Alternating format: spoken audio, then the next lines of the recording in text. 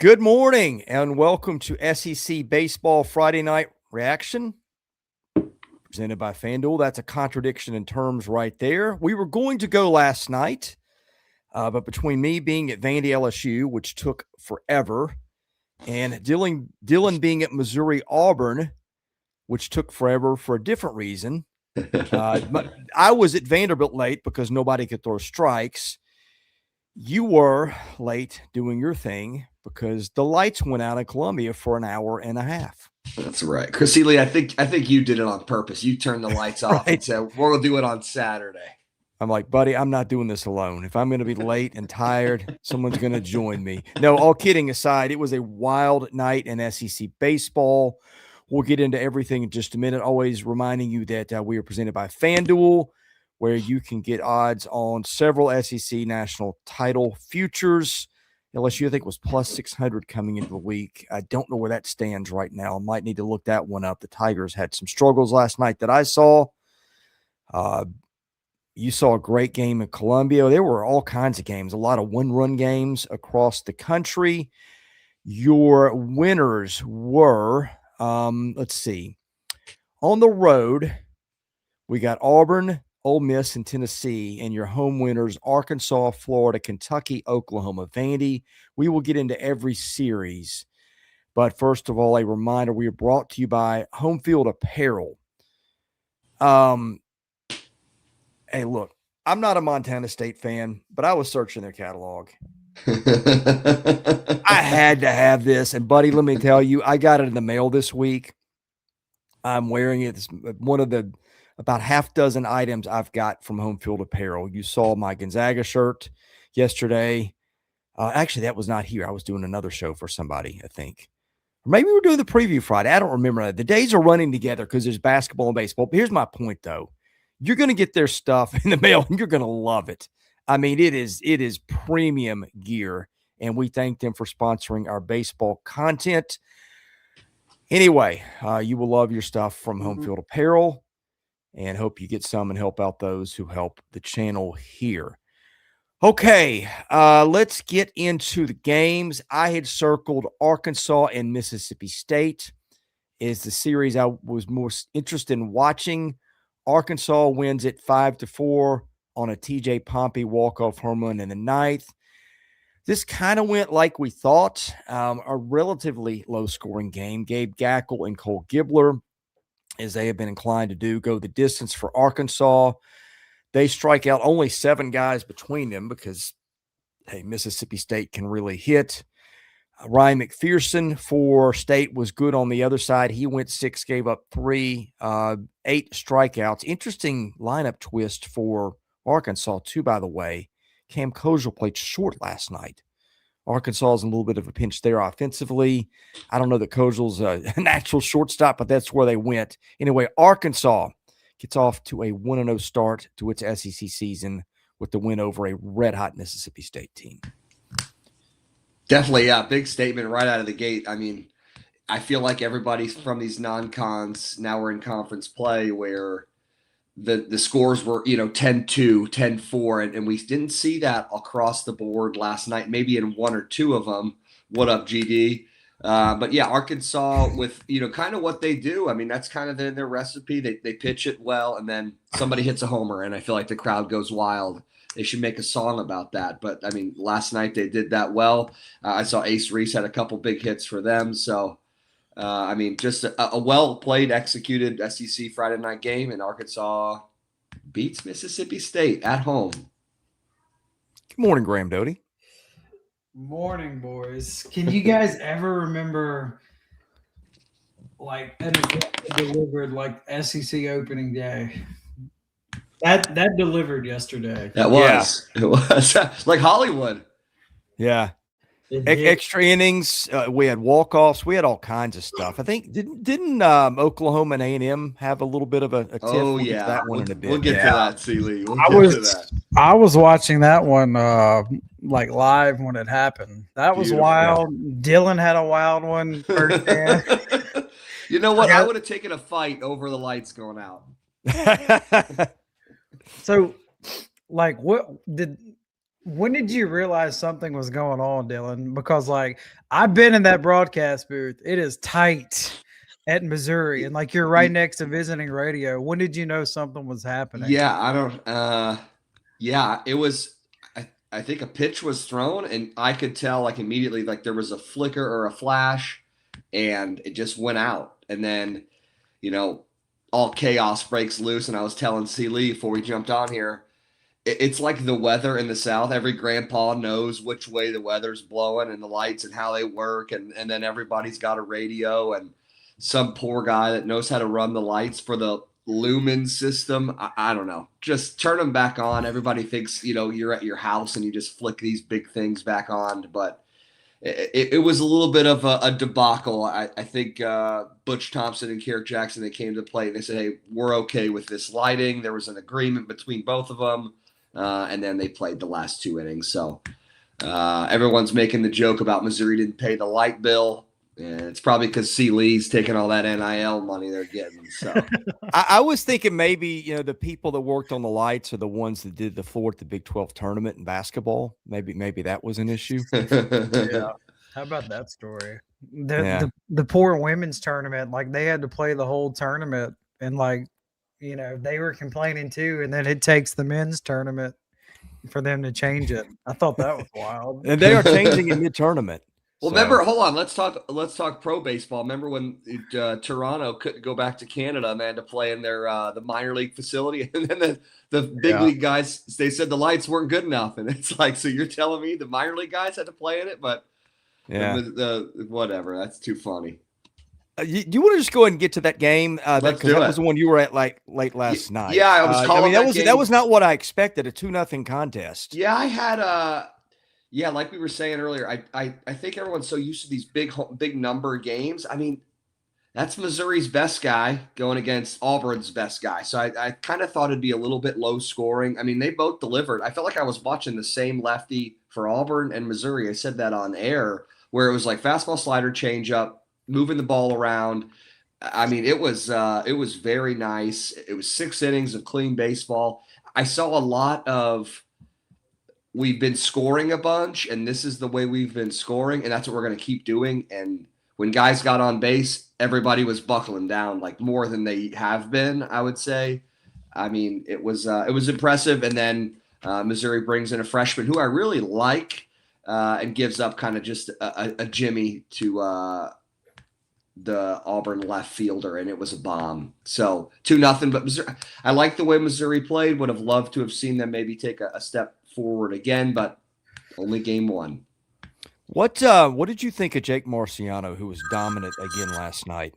I really liked him. You know what's funny is he got better, and every time Everett Tieford, their pitching coach, who we've interviewed before, it was like he came out there and he hit another gear, because he threw some curveballs or sliders and kind of rolled them in there.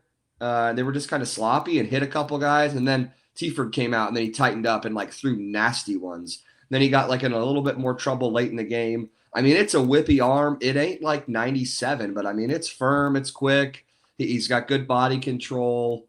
He's what a Friday night guy is in the SEC. Yeah. But they were as advertised. Auburn's got some depth. They got some good at bats. They got pitching. And then they brought in another transfer that you saw, the other lefty, just at Dylan Brewer, I think the kid's name, pumping strikes. Yeah, he looked really well. I mean, 2 lefties. I mean, to use 2 guys and to win 2-0 on the SEC, I feel like that was the way I grew up and played, where it wasn't 15-14 and guys throwing balls off the backstop. It was very Butch Thompson-esque. So it was good to meet with those guys. They're appreciative of the product. I know you guys, and we're putting out too as well. They definitely tune in. So I prefer the kind of game you saw to the one I saw, which I guess we'll get to next. Yeah, tell us, because man, that was crazy. But what did you think of it? And you may have mentioned, I was distracted with the chat for a minute. Javin Pimentel was really good last night. He was. I mean, I think, see, that's the thing for me. Like, there were some teams that lost on Friday that I actually feel a little better about. I think Missouri being one of them. Agreed. And some teams that won that, like, boy, all your concerns were amplified, and then some. And we'll get to that one in just a minute. But I mean, if Missouri can pitch like that, no, look, I think the offensive numbers were inflated by competition, but that might still be a team that can hit, right? I mean, they were really scoring a ton of runs, Mm-hmm. and I think they've improved. But I mean, the pitching has been like ever since the stoppage in the UIC game where they come back the next day, they put up 9 in a row or whatever. Their pitching has been outstanding lately. Totally. It's been good. And I know Drew Dickerson, coming from Virginia as well. I mean, he's done a great job. I mean, kind of a wonky situation where I don't know if Missouri has the horses to like sit for an hour and a half and then come back and just turn it back on. I told my play-by-play guy where I was like, man, having a rain delay is one thing and cranking it back up. Yeah. It's so hard to get back into the game because like you sit there, you eat, and then they're like, hey, you got 5 minutes. And you're like, oh my gosh, this hurts. So I was actually very pleased with Missouri. I would like, and I say this, there was a situation, bloop double like in the 6th. Like, hey, this is a little bit of a storm here. Bloop double. I would love to see the next guy, and I'll call him out, Tyler Macon, where it was a sacrifice situation. Missouri pops it up, kind of took them back, and then the next guy flies out, and there's quickly 2 outs, and you haven't even blinked. So that's where I need to see Missouri grow as a Missouri alum, like I said on air, where I don't care that I played at Missouri. If you stink, I'll tell you that you stink. So would like to have taken a couple steps forward in that department. Yeah, let's get to some super chats. Quinn says Missouri should be embarrassed. They did that to get Marciano out of the game. I guess that's the lights. Quinn, that feels a little aggressive, but that's okay. Quinn, for $4.99, you better give us some more juice than that. Josh says LSU Vandy was the sloppiest game I've seen in at least 20 years. 2 bad teams. I would push back on a couple of those assumptions. I've seen much sloppier baseball games, but I don't think either coach was happy. I talked to Tim Corbin after the game, and you would have thought they lost. He was not happy. Like when you do not pitch and do not make defensive plays, that's the way he's built his team. It's not there. We'll get to that in a minute. Sam's had me laughing in the chat, by the way. Another one from Josh said, someone said Tennessee wasn't ready for the SEC. I don't think that was anybody on this channel. That I know that was not me. So maybe that was someone in the chat. I've said I thought Tennessee had a better baseball team than you were seeing. I think that nothing gets proven in one game, but that opinion got supported a little bit last night is a good way to say it. And Sam does not have any super chats. Sam's had a hard week. He may be broke by now, so we won't hold him, responsible for that. But Sam's had a bad week already. Rough time for my man. So I'm going to do him a little favor. I saw he's having difficulty. I think he was distracted by your elite cabinets, and he asked if those were cherry. Graham, do you want to clear that up? Let's talk cabinets. No idea. Elite Sam, cabinets. I wish I had an answer for you, but I have no idea. I'm at my parents' house right now. My wife has been out of town this week, so I had to hustle over to my parents' house so they could watch the 1-year-old while we're doing this. Graham, tell them we're working on a sponsorship for cabinets. Tell them to hold on just a little bit. Yeah. Hey, if anybody knows anybody, holler at your boy. We will You gladly can tell talk them about some cabinets on the air. You can tell them they have elite cabinets. Yeah. If there's an elite cabinet company out here, then I think that's just a natural, isn't it? Everybody has them. You can put all kinds of stuff in them. Let's go. Yeah. Sam says my white bookcase is interesting. Sam, I built part of that and painted it myself. So anyway, actually I had a friend help me build that. So I'm gonna help Sam out. He's having difficulty with my hat. Yeah. I guess it's no better that way. It's a little better that way. There we go. Okay. It's math. That's all the rage now to turn it upside down. I mean, I'm not. This is my son's travel ball organization. Yeah. What would Bobby Cox say? I told my wife to order. I don't know. I told my wife to order me a hat. This is what I got. Actually, I think she forgot to order me a hat and order this for herself and gave me this. That's kind of where we are. Okay. I might need to. I don't want to mess with our guy Sam. I mean, he's having a hard enough time already. Yeah, seriously. Maybe I'll get a different hat where you can read it and he's not confused. I mean, I think that's really throwing our man for a loop here. Anyway, let's talk Vandy LSU, because my goodness, that game was something. Vandy was Give it to up. us. Vandy was up 10-4 after the 5th, and it left 10 guys on base. Vanderbilt then gave up 8 straight runs as its bullpen was just awful. Vanderbilt's got one lefty for an LSU team that's got a lot of lefties. It's Jacob Scholes. He pitched. It did not go well at all. Yeah.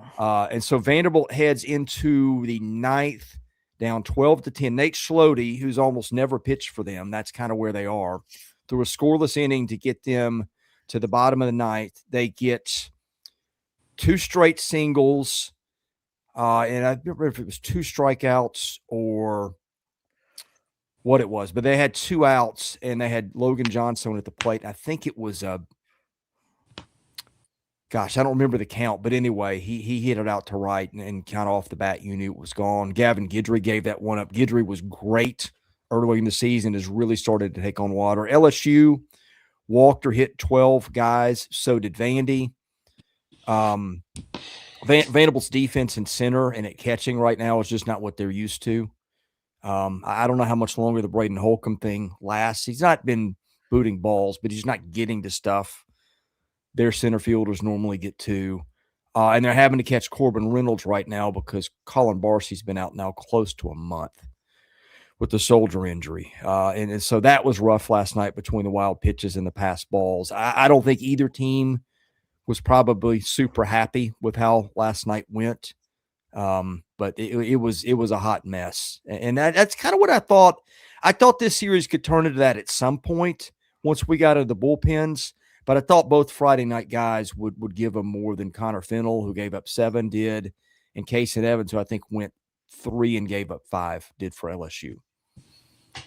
Yeah, it looks sloppy on Twitter. I mean, you're there watching, but this is where I would say it's a little bit more surprising for LSU because Vanderbilt's kind of done this all year already, and you've said that over the talks as well, where, man, they're hurting in all the wrong areas, and you don't want to be the center fielder after some of these guys at Vanderbilt that isn't getting to balls, which stinks, and they're usually pretty strong in the middle. So this is definitely a culture shock for them. But hey, for how ugly it is and how bad I'm going to rip on them, and they won on Friday night. So I mean, I can't tell you how bad you would feel if you would have lost that game. Same thing with LSU. I mean, everybody wrote them off to win the World Series. I almost said national championship, but win the World Series, and they're taking on water, and it's early, boys. So there is no portal this season anymore. You got what you got. So I know it's game 1, but Tim Corbin is going to have to, and I'm happy, and I would like to say this.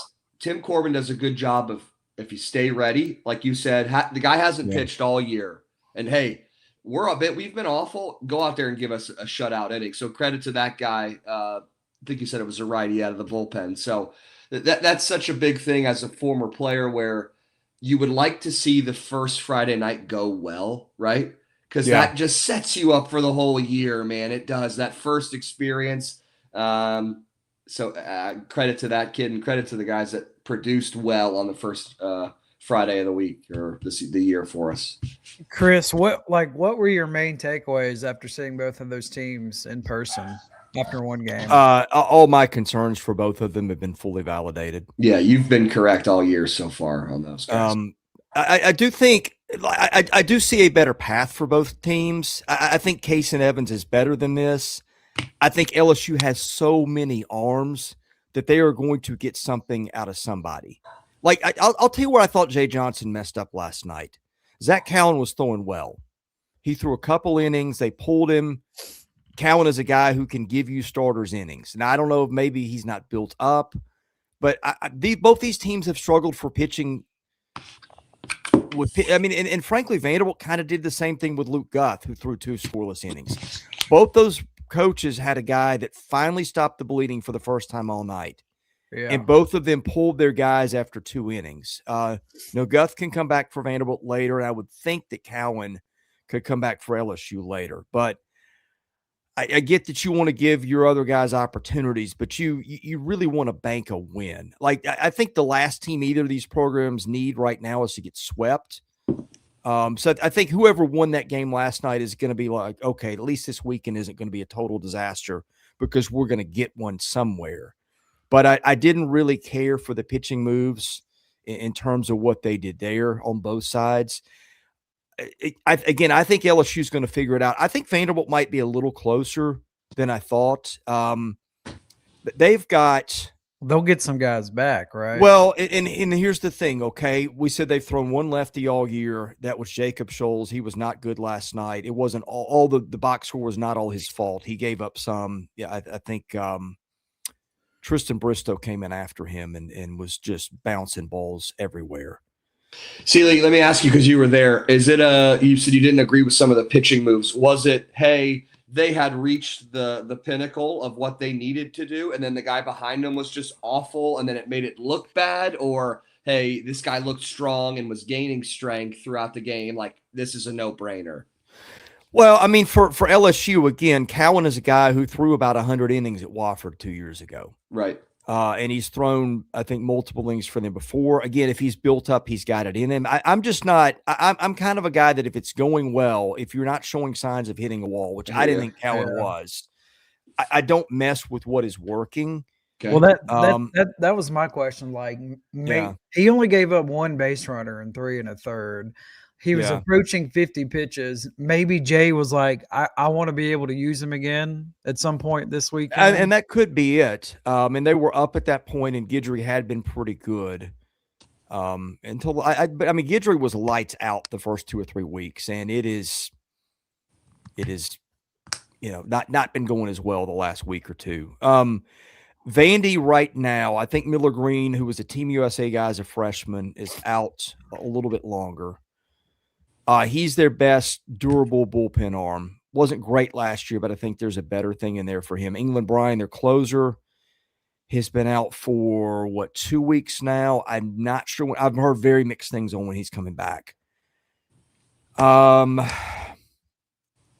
that's a righty. Let's see, who else have they got out? Austin Nye actually was on the roster this weekend. He's their best pitcher. Corbin said last night he might throw this weekend. So, like, getting Austin Nye back would very much that alone would change the complexion of their rotation. So that one's getting close. Aiden Stillman, who is probably a top 10 freshman player in the country, period. Lefty, still hasn't thrown a pitch. They're going to get him back at some point. I'm just not sure when. Matthew Shorey, who was their midweek guy, are going to be.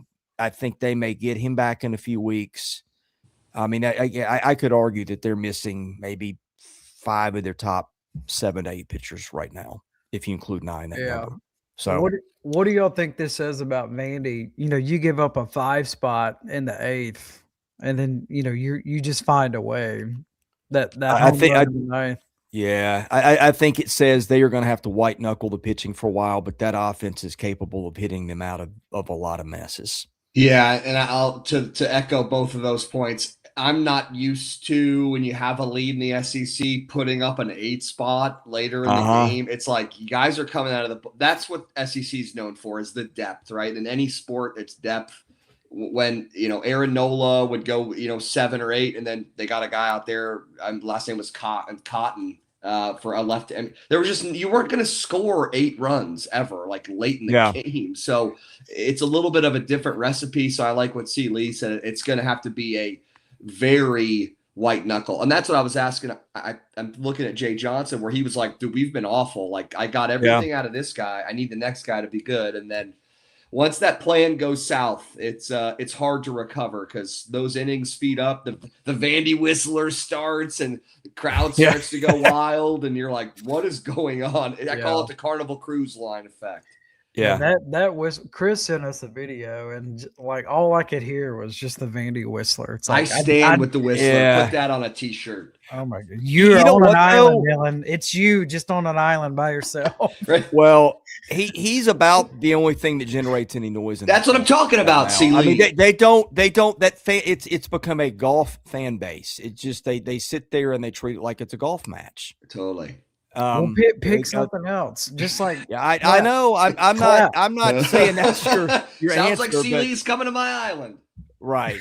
Well, I mean, I'm not on your island. I don't care for it either. But like, you got to give your team a little lift somewhere. So anyway, hey, let's before we get to the rest of the games, Graham, let's talk about some sponsors for a minute. I've been wearing my and collar stuff all week. Been toting the phone around and my ROKFORM stuff and my Icon wallet. Let's start with ROKFORM.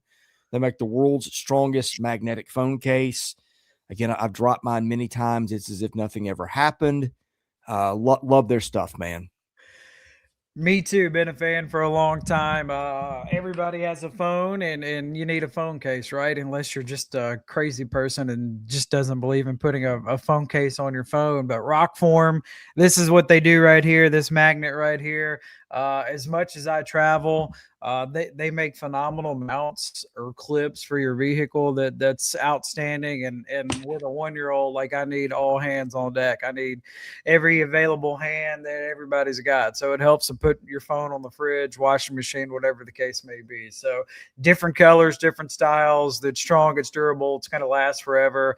They got you covered if you're a Samsung Galaxy person or an iPhone person. Promo code SEC25 for 25% off. I've been wearing my end collar stuff to Bridgestone all week. We'll be heading out as soon as we're done here. Going to throw some more of that back on. Their clothes are so comfortable. They're so well made. They're so affordable. If you're looking for dress casual, whatever, polos, man, they've got your stuff, Graham. Yeah, so I'm breaking news to Chris here. So the media did a poll, and Chris won best dress for the media at the SEC tournament. And it's because he's wearing and collar. Only because and collar. Yeah, if you want to look good, go to and collar. They got you covered. They're in the quarter zip game here. Spring line is about to come out here in the month of March. Wrinkle-free, stain-free, affordably priced, great customer service. And collar is phenomenal. Yeah. If it weren't for home field advantage and collar, I mean, think of what a mess I would be. I mean, look, I can't even wear a hat where it's the letters are right side up if left to my own devices. So, I mean, thank God for those guys, man. Yeah, that's right. Your wife loves them too. Yeah, apparently. Let's see. Icon wallets.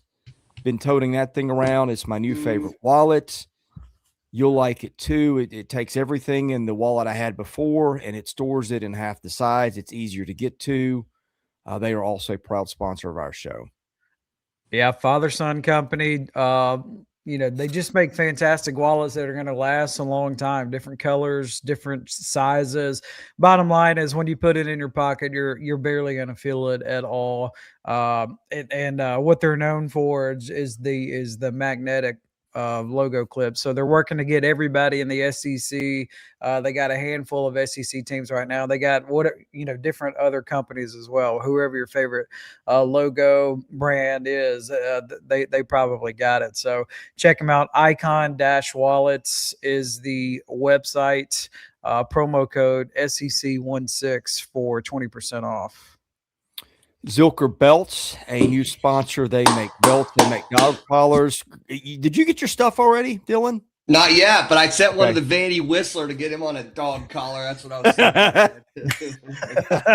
I'm going to be placing my order probably there we go. Let's weekend. send him the discount code, baby. Yeah, Oreo's getting a new dog collar, much better than the ratty one he's got. Okay. New leash, much better. Nice. The leash he's got. I mean, we're gonna be wandering the neighborhood in style. Yeah. With new belts for me, new gear for Oreo. I mean, man, it just can't get much better than I got sweatshirts, I got clothes, I've even got stuff to put on my dog. I mean, yep. What else do you need? A wallet, but I got that too. Unbelievable. Yeah. Joker belts. Hey, based out of Austin, Texas. Busy weekend in Austin, Texas at South by Southwest. That airport looked like a disaster this weekend. You know what isn't a disaster? ZILKER belts. There we Because go. two SEC grads. One went to Florida. The other one went to Texas. Been a fan of theirs for a while. Whatever your favorite SEC team is, go to their website. Check it out. They got the color scheme, for the belt. So check it out. We got some breaking news. I think Dylan said we'll get to that regarding SEC baseball. We got a manhunt at TPC Sawgrass. What's going on here?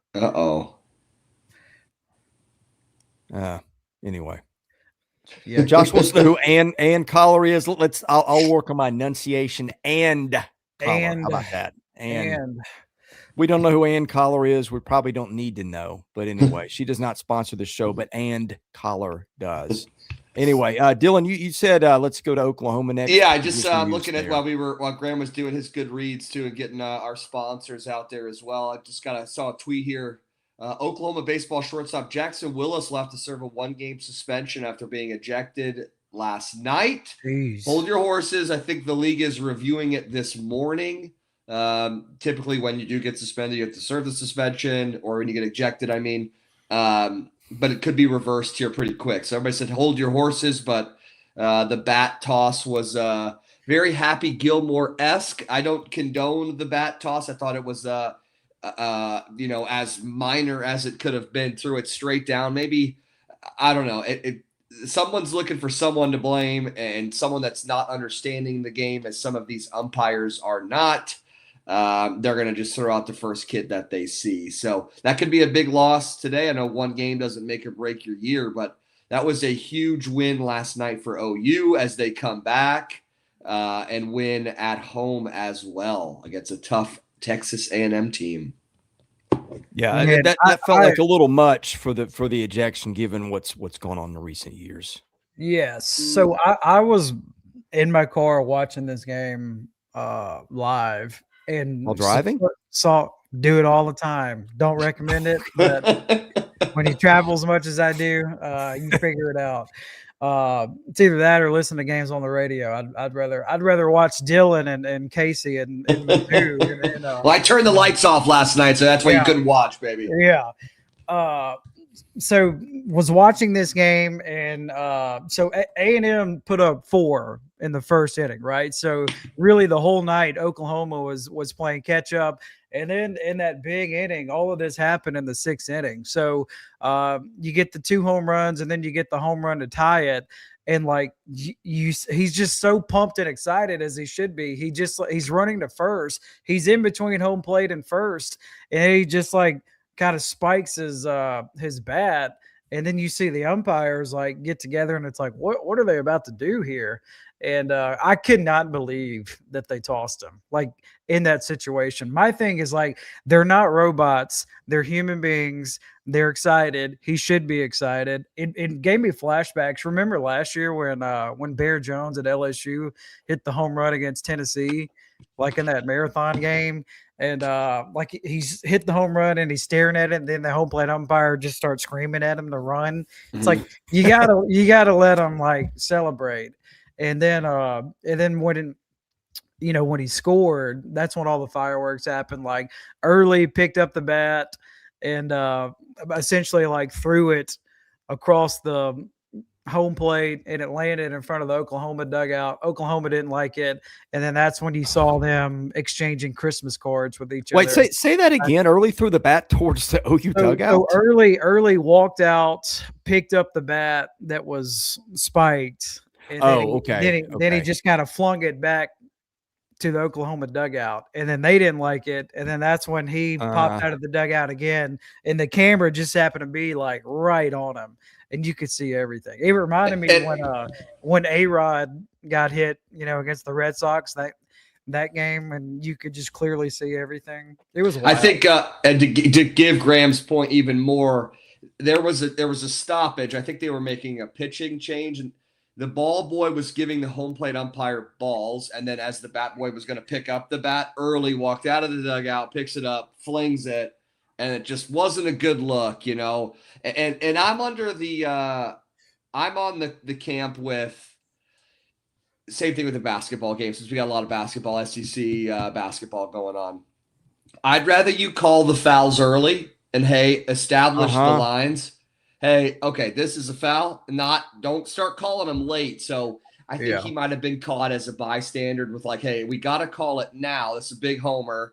I don't think you should have thrown him out of the game, but it would have been like, hey, no more. Because, I mean, I'm watching the Ole Miss game. The guy threw it in the third row, and it was sick. But it's just you got to stop it somewhere. I don't like the – yeah, I agree. But, yeah, it was drama.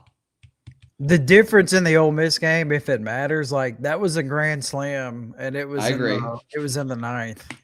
Yeah, we'll get to that one in a minute. I actually meant to get to Ole Miss earlier in the show because that was a big one. I mean, heck, they were all kind of big last night. So don't let anybody get offended that we haven't talked about your team yet. If we have, you can go back and catch that later. Way, and if we haven't, you'll get it soon. By the way, Wes is right. So after all that happened, then A&M had to take the pitcher out because he popped his UCL.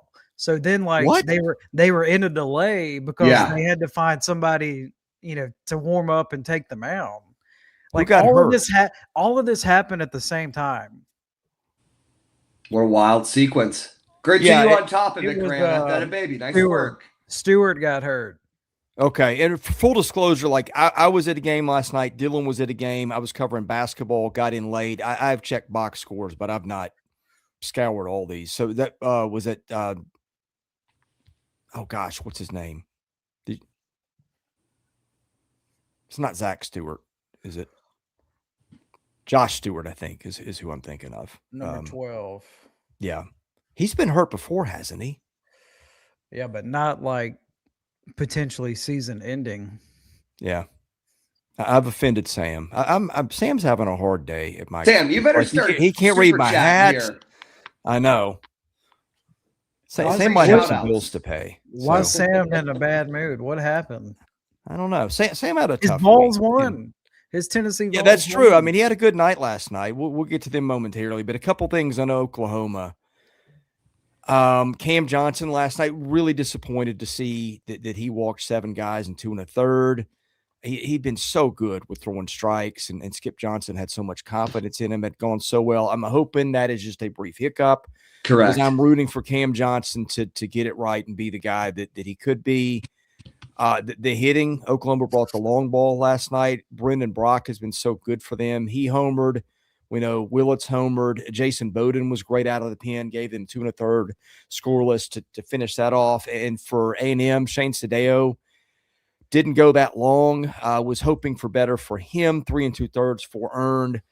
And Wesley Jordan was back. He was DHing. Hakopian back too, but playing second, which is kind of interesting. So I would say too, Seeley, I know Cam Johnson. This is even funny because while I'm calling the Missouri Auburn game, I'm looking at some of the tweets for like highlights for A&M, and I mean Cam Johnson got like a shift beater RBI that he gave up. Like 16 hopper through the left side. So yeah, it wasn't effective, but it also wasn't like it wasn't like homer. It was bleeder, homer, double. It was kind of a funky night, and you kind of expected that, right? He's been really, really good to start the year. And I mean, now we're playing these the big boys, so I would like to say maybe I wasn't expecting a 7 shutty, but I think he battled, which is what's all OU needs is someone to keep him close. I think that is what you're going to have to see for them to win games just like that in conference. If you're Oklahoma, the fact that they were able to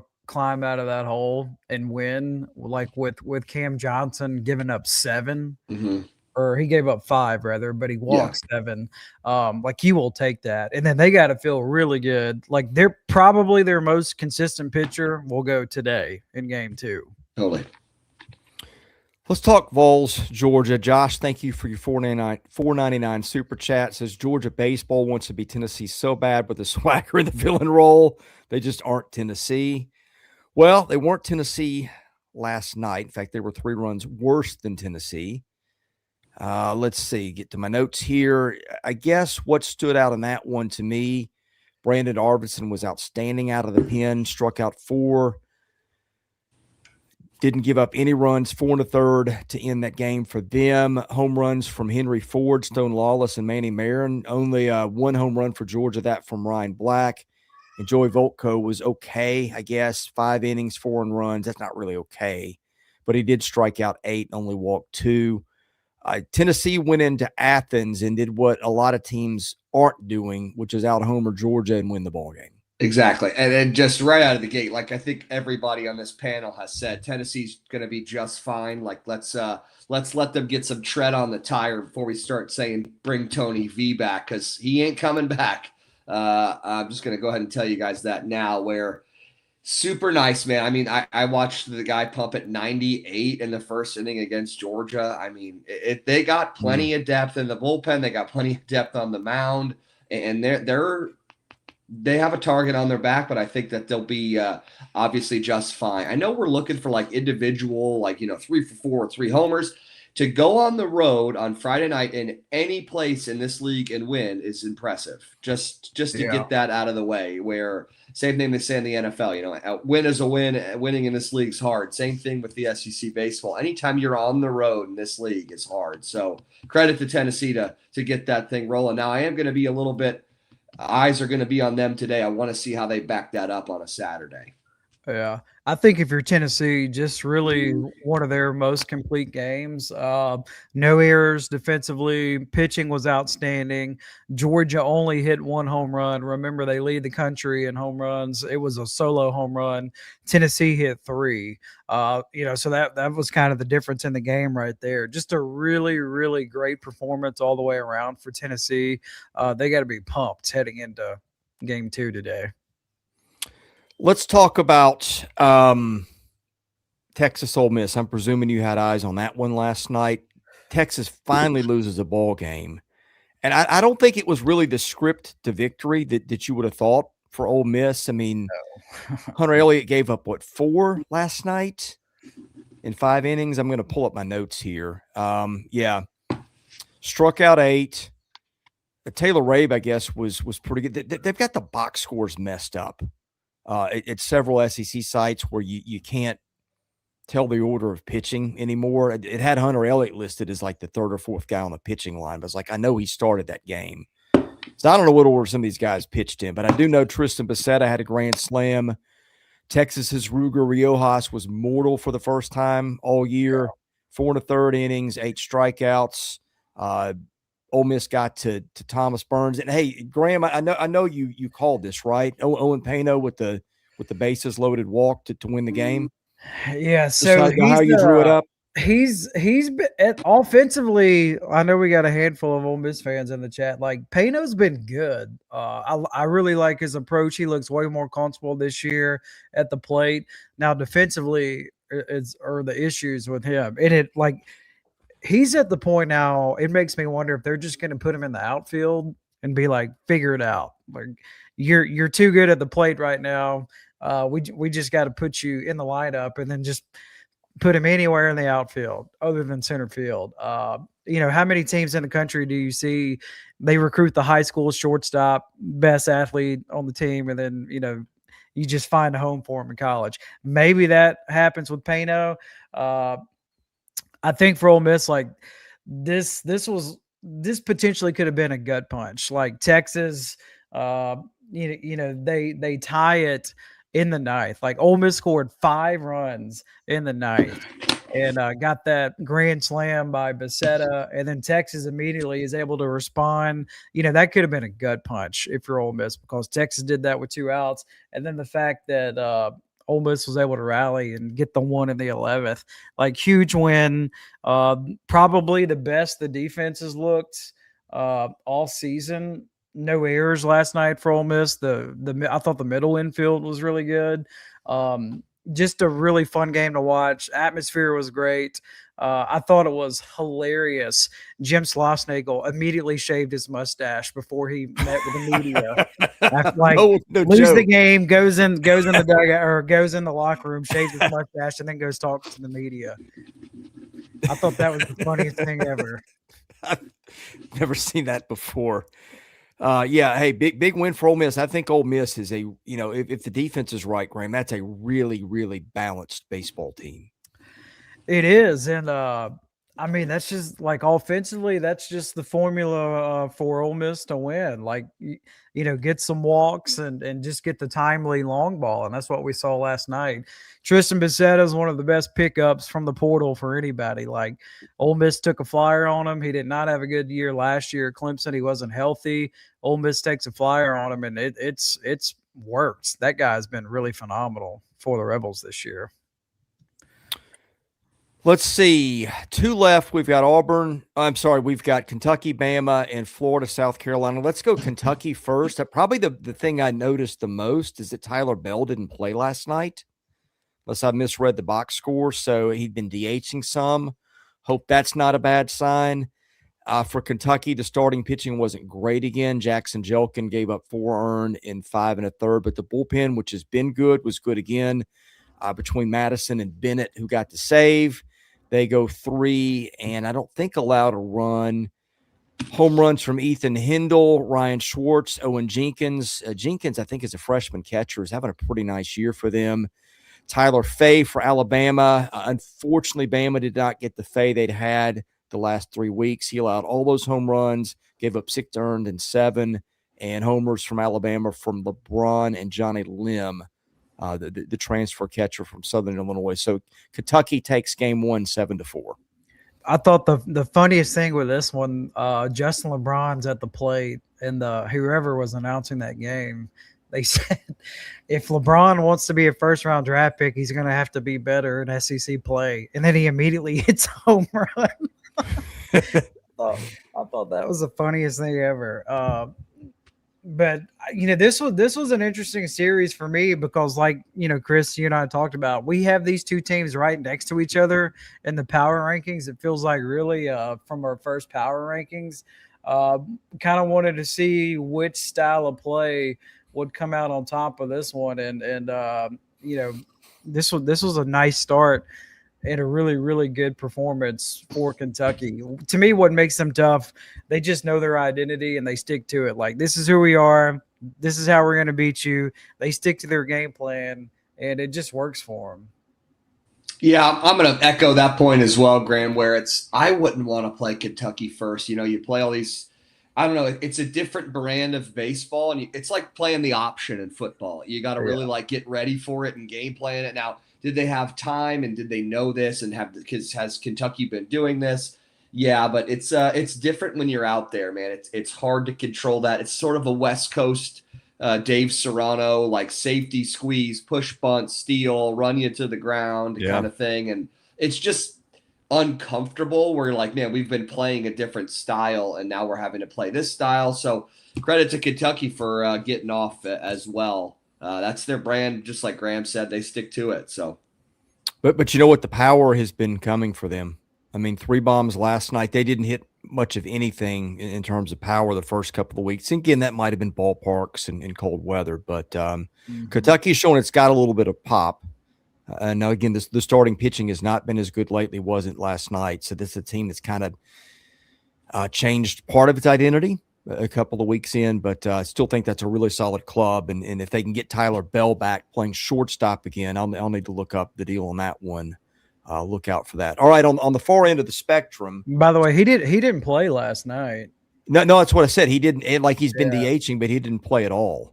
Yeah, so, and the fact that they hit 3 home runs, that's huge for Kentucky. Like, they're not a home run hitting team at all. We had the only game, I don't even know if this happened last year, but Florida, South Carolina went to extras with no score. This game, I'm pretty sure it was the first game that finished last night, and it was because there was 3 hits in this game. Like, they were rolling. Yeah, I mean, sack fly wins it in the 10th from Cash Strayer. Gunther was pretty good for Carolina, 6 1/3 scoreless. They went Brandon Stone. You kind of like to have that one back. He's their best bullpen long guy at this point, and I don't know if he can come back, but they burned him for 2 1/3 last night. Liam Peterson was really good again. Carolina maybe is your weakest hitting team in the league, but Peterson, if the control's there, he's going to be tough to beat, which it was. And Josh Wright now out of the pen gave them 2 1/3 scoreless. So Florida, 1-0 win at South Carolina. Yeah, and I'm just going to go ahead and say you don't want to get into a pitching battle with Florida. It's just not going to work out for you. That's I would say they're them and possibly Tennessee here, where they're rolling guys out of this bullpen where it actually looks like an old SEC ball club, like Powerhouse, where I don't know, the fact that South Carolina did that as well, where they threw a no-hitter through the 9th and lost it with 2 outs in the 9th. So very impressive game. Just I don't want to get into a pitching battle with Sully. They've got too many guys, and it's not great. I think like this is got to be so devastating for South Carolina. Those are probably their top 3 arms. Exactly. And you that's your best everybody. game. And that's exactly right. Well, no, their top one of their Ant Phillips is in that picture, and I think he goes today. Well, yeah, but still, they used a couple of them at least. Correct. Yeah. Correct. Yeah. Dylan, how much of Gunther have you seen for South Carolina? Not much, but I know he pitched well yesterday, which was, I feel like they've had a lot of not turmoil, but just like noise around them where I'm like, let's let them maybe play it out. And then, as I said yesterday on air, I don't care if non-cons are great. You need to play well, but they're also, if you need to figure out what you're doing wrong when you start conference, you got to be able to flush that and move on. So I haven't seen much of them because it's just been like so vanilla that I'm not even entertained. But I mean, they played well yesterday. It's like we said earlier, it's going to be interesting to see how some of these teams back it up, right? Because if you throw your best bullet on Friday and you lose, like LSU, same thing. It's like you threw a lot of your guys and now you have to back it up. And like, where do we go from here? So yeah, does Gunther look good? The reason I ask about him is he's kind of like Liam Doyle light, and that he goes to a different universe when he's on the mound. Now, a lot of his stuff is like he's doing it to himself. Like, is this the closer for South Carolina? No, this is their Friday night guy. I haven't seen him. I'm sorry, that's on me. The guy you're talking about, that's I'm pretty sure that's Valentine. Okay. Valentin, Alex Valentin. Yeah, he's a psycho. Yeah. That was the guy that showed Kenny out against Powers. Clemson. Yeah. Right. Yeah. Right. Yeah. Slapping himself on the mound too. I was like, okay. Yeah. Yeah. Little would you we like lost that Brian as a Curley. catcher, Dylan? Like if you get everybody out, I don't care what you do. I don't care your last name or where your mama's from. Let's just get people out. I don't care. And it's just direct it towards me. When you start directing it towards the other team or like direct it to your bench, it gets a little egregious. I don't know if you guys saw that Georgia, Tennessee, where foul ball and foul territory, the bench kind of stood tall there. Yeah. So that's the stuff that I like. Stuff for your team. And nobody punched anybody, but I don't know. I like the team. I'm all about the team. I like the team. Dylan, how many times were you in a situation where you were pursuing a foul ball in the other team's dugout? What's that like? I think I had 2, because now, and I'll say this, one of them was a nice play by me. Other one, I almost went over the rail. One of them, I went on top of the on deck circles. Now that they got those, like everybody puts their like logo, but they're slick, right? So yeah, went to catch it on metal spikes, like kind of fell and was able to catch it like that. But then another one, I was like a yard sale over the top, but no Tennessee Vols in front of me, so all good. How many times did you like tumble into the dugout or the stands in your college career or pro? No, not at all, because the Missouri, when I played in college, I would say pro ball maybe once or twice, like I just said, but yeah. I tried to stay away from. I was a little bit more aware. I wasn't one of these guys that was running just butt over tea kettle, like out of control. I was like, man, I'm not going to get killed over here. I mean, I wanted to. I'll send you guys a video after, but there was one, and it was pretty funny. So, like, when are you aware like of an on deck circle, or that's part of my job you did too, right? Blindly, right? Yeah. Some people, it's like, oh, they didn't see it. You didn't watch the game for the last 6 innings. I saw a youth game the other day where there's a pop up and the catcher didn't throw his mask off. I bet you would have been yelling the second that ball's in the air. Toss the mask, man. I totally agree. Yeah, that's wild out there. Yeah. Hey, what do we give the SEC on a 1 to 10 scale? What do we give the Friday night? All right, hold on. I wanted to bring this up with you guys in the Okay. chat. Respond. Did you guys see that Baseball America article about the SEC? Oh yeah. No. SEC's lost a step or something. Yes, talking about how it's a down year for the SEC. The rest of the country is caught up. I saw it. Yeah, I was Chris actually laughing. seems like he's buying it. Yeah. No, I mean, like I see little cracks. I see a lot of teams that have beaten up on bad teams. I did see, and I was going to ask you for takeaways, so I'll give you. I'll start with mine. You asked what I would rate last night. I'd give it about an 8.5 out of 10. I would have liked to seen a little better pitching. I hear you. Give me 10 out of 10. Well, I mean, look, I'm the guy that sat in the ballpark and watched LSU and Vandy Walker hit 24 guys. Yeah. Between them. So that my view may be a little tainted. So if you had Carolina, Florida, you'd just be in baseball heaven. No, but I'd rather don't answer that, Seeley. This is a trick. This guy, look at what he's doing here. Trying to divide us. Hey, I'll give it an 8.7. I would have liked to have seen a little bit more hitting. I would like to see a little bit more hitting. Yeah, I think Arkansas, Mississippi State is the kind of game I like to see. Give me elite pitching, give me teams that can defend. But I mean, you could say I'm a little harsh. I mean, there were a ton of close games, even with LSU and Vanderbilt being in a lot of ways bad baseball. You had a walk-off home run. Gosh, you had a walk-off home run from Arkansas from TJ Pompey. You had Owen Pano. Ole Miss was on the road. They had a game-winning walk in the ninth. Oklahoma did not walk it off, correct? Tennessee did not walk it off. A 7-4 win on the road.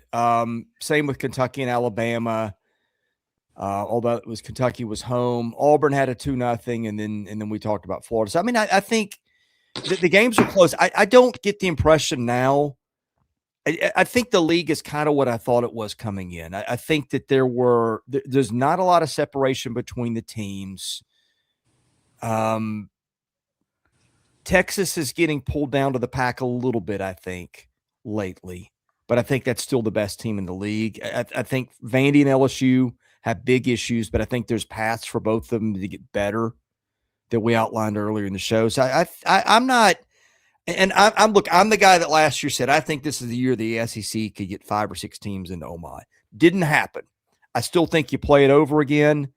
Don't give Auburn freaking Coastal Carolina, is a matchup in a super.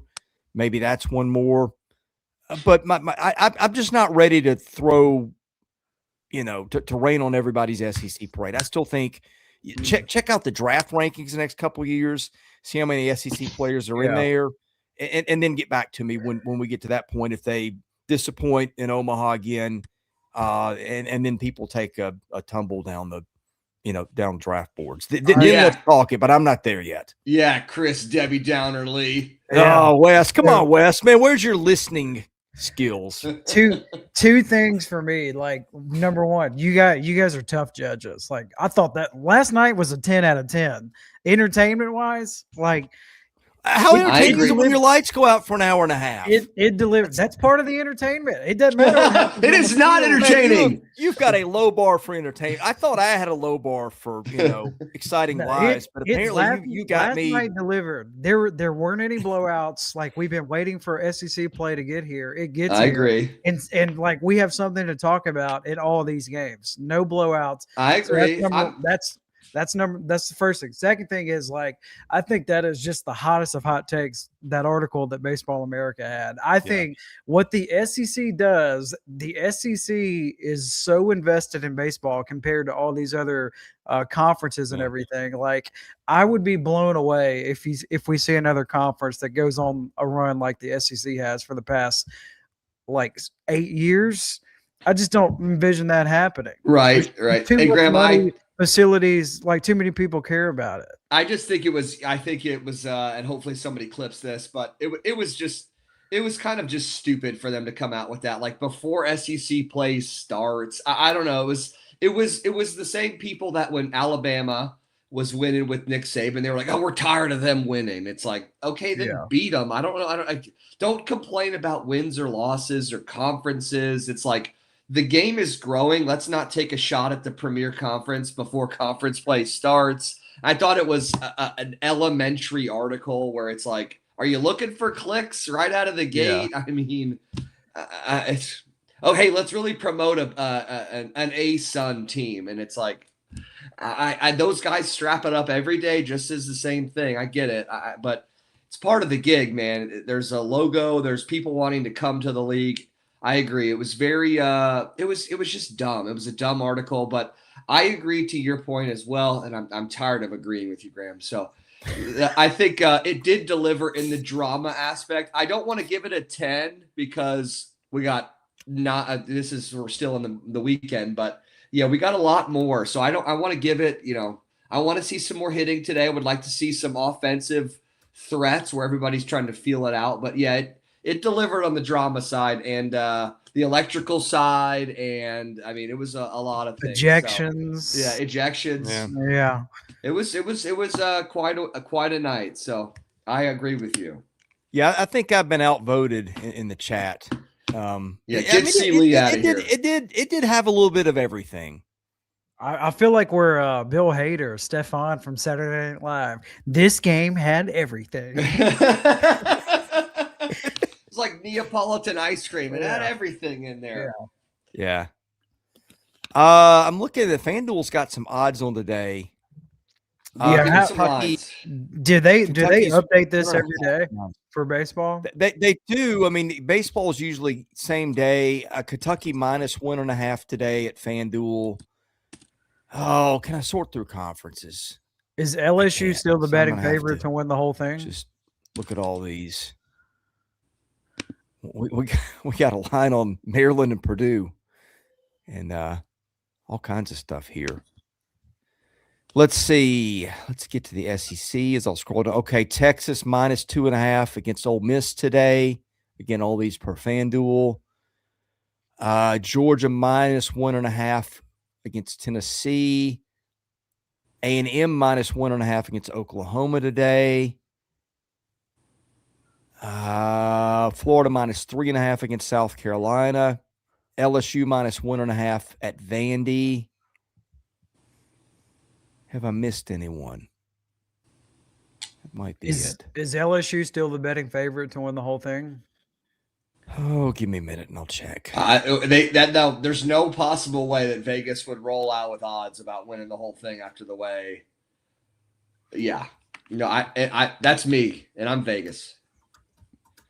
I mean, I know they were plus 600 earlier in the week. Yeah.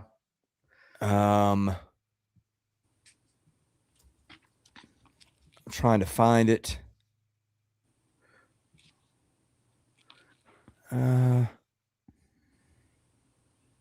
So I'm not immediately seeing it. I didn't know if they would update it throughout the course of a weekend. Also, we got a super chat from Quinn. He gave his take about Auburn pitching staff is better than Mississippi State's pitching, and it's not close. I think he's right. I think not close. This is maybe a little much, but I mean they're very, very good. They're a top. Yeah, I still think Arkansas is the best staff in the league, but they may be too. You think Texas is up there too? I think Arkansas has the best pitching staff in the league. More so than Texas. I'd have to think give me Texas. Like they're both good, but I think Texas is better. Like you can't. I like the top 5 or 6 on Arkansas better. I like the depth. 1 to a dozen or so better at Texas. Interesting. Texas fans are wondering if they're going to shake it up rotation wise. You lost 1 game by 1 run. Yeah. Your first loss of the season. Yeah. Now they need to shake it up. We just got to start agreeing with everybody. Shake it up. I totally agree. Shake it up. Shake it up. Shake it up.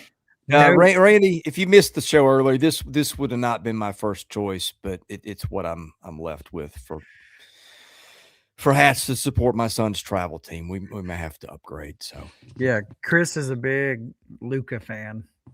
Quinn, Quinn, were you watching me call the game last night? I was giving Everett Tiford their pitching guy and Butch Thompson. They're doing a terrific job. I think they got everything out of their lefty starter last night, Jake Mustard. I always want to make sure I pronounce this right. Marciano? Yeah, you got to think Rocky. That's right. I always want to make it sounds like a penne pasta, so I just wanted to make sure I said it right. Have some Marciano.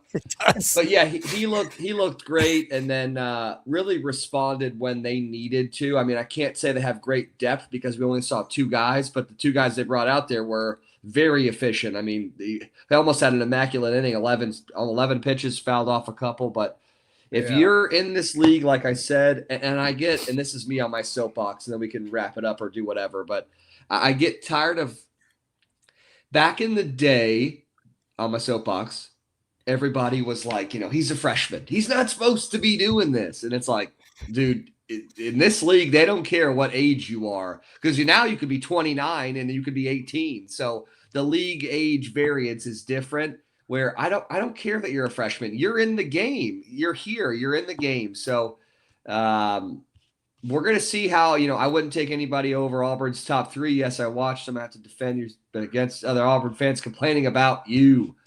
They're good, man. They're doing a really good job. They picked up some portal pieces, but I don't care what age you are. You better produce. Dylan, did you get Butch only, or did you get the other coaches? No, I interviewed Tiford before they went to Globe Life, or was it Houston? Texas. They won that tournament. Texas. Besides the point, but I got Butch yesterday. I missed the call with ESPN on Thursday. I had a meeting and then was able to get him in front of the dugout. Man, he just said, "I love my team. We got we got one hill that we're going to die on, and it's just consistency." And to give them some run, which I wouldn't expect any less from Butch. He knows how hard it is to be consistent in this league. And he's like, I haven't given up on one single player, man. I love these guys. And I don't know, he just seemed at ease. And I think he mentioned to me, this isn't, on the air or off the air. This is just him being candid. He was like, we're looking to try stuff different. We've done stuff different. I've done stuff different in this league in the past. And I usually don't play younger guys. And he's like, well, right now we're really young. So, I mean, those moments where he's able to, and I said this earlier before we started the year, where it's fun to know what kind of ball club you got so you can push those buttons. When you're searching for just a Vandy or an LSU right now, what kind of ball club are you? Because it's been Jekyll and Hyde every other game. Where Tim Corbin would probably tell you, I'll take good defense and good pitching. And that's how the hill he's died on for a long time. So it's nice to see some of those coaches let their hair down as well. Well, you know what, though? I'm just thinking, I bet if we went back to last year, the first weekend in the SEC, you would probably draw some conclusions, good or bad about teams that just didn't hold much water by the end of the year. I just remind everybody, it's a long season. If your team won last night, you're still going to have issues at some point if you lost. I think, and I really mean this, I've seen something out of every team in this league that makes me think they could go to the tournament under the right circumstances. So Quinn says wouldn't take anybody else over Auburn's top 3.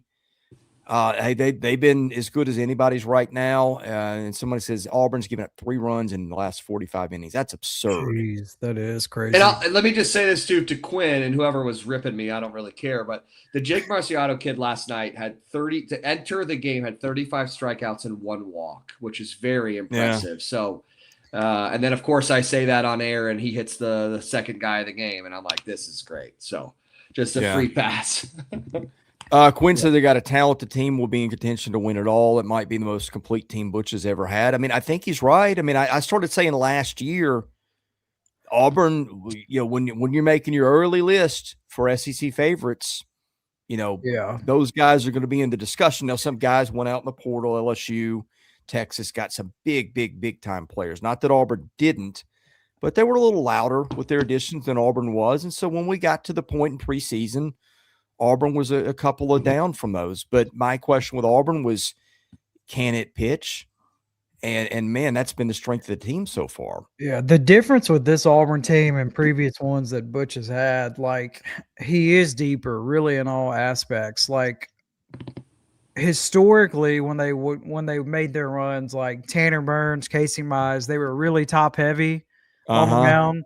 They got more options, more weapons on the mound, and then this is probably the best, most consistent lineup that he's had since he's been there. I agree. Yeah, it was impressive as well. I would like to see. I think he even mentioned that he would like to see some guys settle in a little bit more. But I mean, what they're doing right now is obviously working. Top 10 in the country. All right, gentlemen, I've got to get to the arena for some basketball. We will do this again.